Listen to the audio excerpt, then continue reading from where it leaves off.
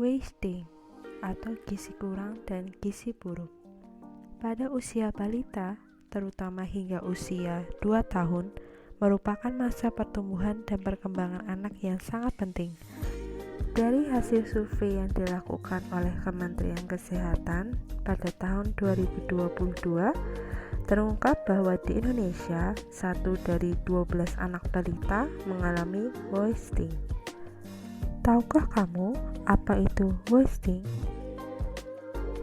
Wasting atau gizi kurang dan gizi buruk adalah kondisi anak yang berat badannya kurang jika dibandingkan terhadap tinggi badannya, sehingga anak tampak kurus dan atau lingkar lengan atas atau lila kecil.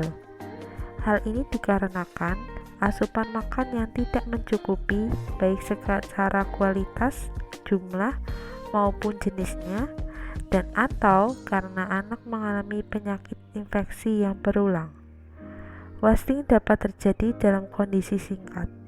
Contohnya, jika anak mengalami diare hingga terjadi penurunan berat badan. Dari hasil pengukuran berat badan dan tinggi badan, WHO mendefinisikan wasting, gizi kurang, dinilai dengan jatuhnya titik berat badan menurut tinggi badan kurang dari sama dengan -2 standar deviasi kurva WHO. Sedangkan anak dengan severe wasting atau gizi buruk memiliki titik berat badan menurut tinggi badan pada kurang dari sama dengan -3 standar deviasi kurva WHO. Selain itu, balita usia 6-59 bulan dengan wasting atau gizi kurang memiliki lingkar lengan atas lila kurang dari 12,5 sampai dengan 11,5 cm, dan severe wasting atau gizi buruk memiliki lila kurang dari 11,5 cm. Tanda-tanda anak wasting.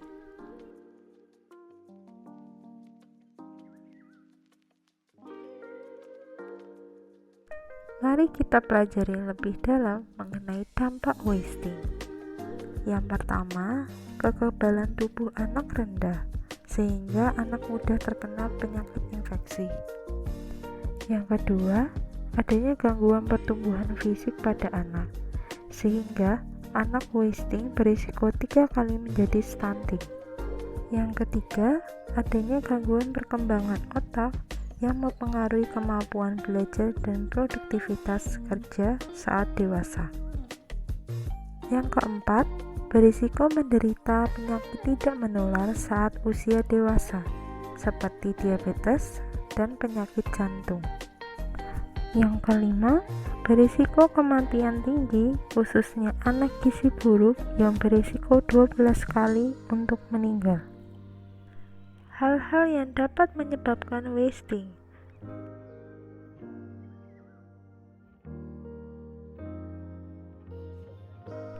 Wasting termasuk masalah gizi anak yang bisa berakibat fatal, namun bisa dicegah.